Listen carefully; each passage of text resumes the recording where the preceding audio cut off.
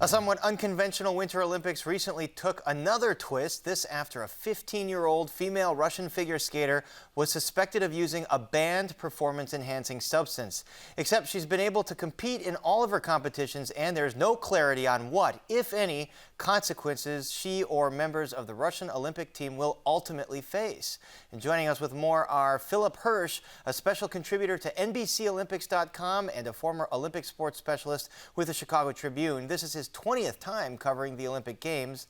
And David Santee, director of skating at Oakton Ice Arena. He's also the 1981 world silver medalist, a 7-time U.S. world team member, and a 2-time Olympian. Welcome both of you here to Chicago tonight. So Phil, starting with you, just to catch us up to speed on the timeline of these allegations surrounding 15-year-old Russian figure skater Kamila Valieva.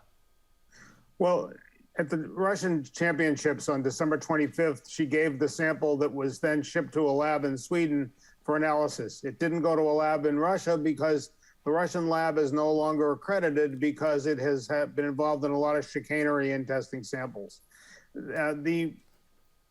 How should some of her competitors react to the fact that she's still able to compete and we don't know if there will be ultimately any consequences? I would think it's very difficult because it's clearly not an even playing field for all involved. There's so much uncertainty from the other skaters. Let's just say, for an example, if she finishes in the top 3 and they don't have a medal ceremony, what happens if, let's say, the Japanese skater comes in second or third? She's deprived of her medal ceremony because of this whole fiasco, and that's kind of unfair to her. So I just think the fact that it's so uncertain through the entire sport, and especially in the women's event, I mean, it's very unfortunate, it really is. And Philip Hirsch, you started to get into this, but there are multiple agencies here adjudicating this or attempting to right now. You've got the World Anti-Doping Agency, the Court of Arbitration for Sport, not to mention the International Olympic Committee. So what are the possibilities for a final outcome here? Well, first of all, to me, the most stunning development really in the last few days was the International Olympic Committee saying effectively that this will be an asterisk performance, that there will be no medals given until the entire case is adjudicated, and that may take months. The whole Byzantine process is too much to describe unless you have several hours. But it's very possible that she could wind up with a reprimand, and that be her only punishment. What about for members of the Russian Olympic team? I mean, she's only a 15-year-old skater. Coach, for sure. And I think unless you're really looking at some sort of harsh penalty that actually has some teeth to it, this is going to continue to go on. That's been the problem through these last few Olympics, is they get their hands slapped. I mean, no medal ceremony, no anthem, but there's still the Russian Olympic Committee. I mean, it really doesn't say much except for we're going to do our thing, and whatever happens, happens. And then, of course, there's other Olympians that have had issues. It brings to mind Sha'Carri Richardson, suspended from the U.S. Summer Olympic team after failing a marijuana test. Her reaction to this was in a tweet saying, quote, "Can we get a solid answer on the difference of her situation and mine? My mother died and I can't run. And was also favored to place top 3. The only difference I see is I'm a young black lady." Phil Hirsch, is this a fair point here? The cases are completely different, Paris.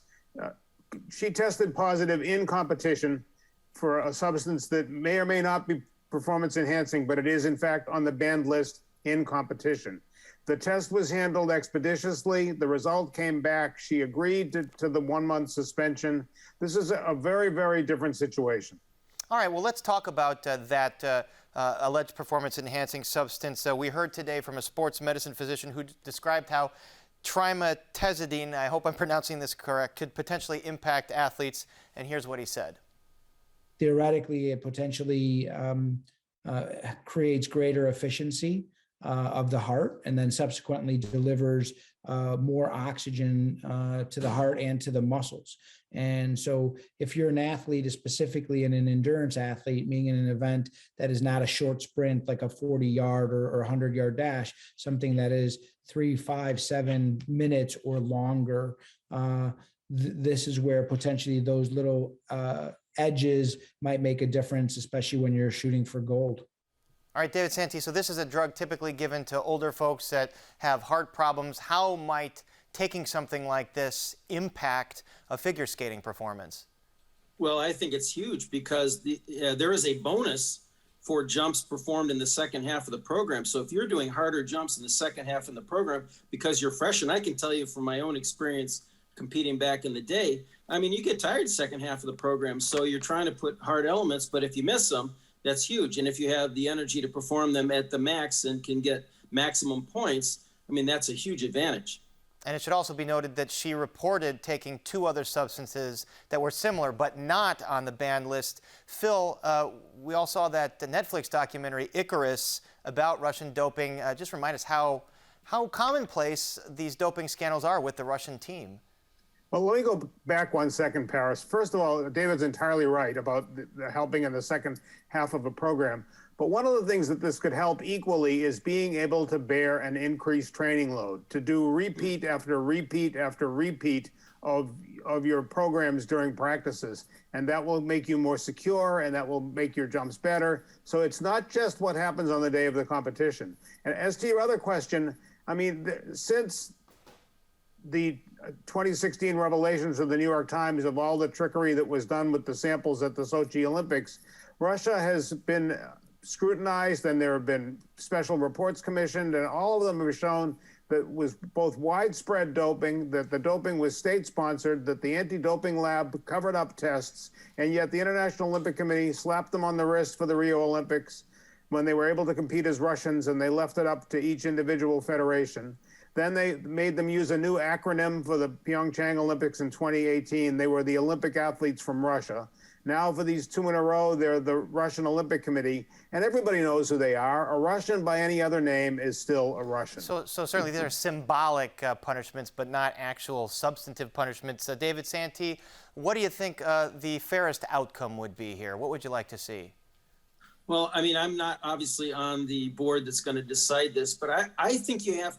It's very difficult. I get it, to go after a 15-year-old, but I think at some point a statement has to be made. Whether it's if she's made to be the scapegoat, I don't know, or in my opinion, the coach needs to be the one that really the spotlight needs to be shown on, because I think that is going to probably give the most probably immediate and straight out statement that we're not going to tolerate this anymore.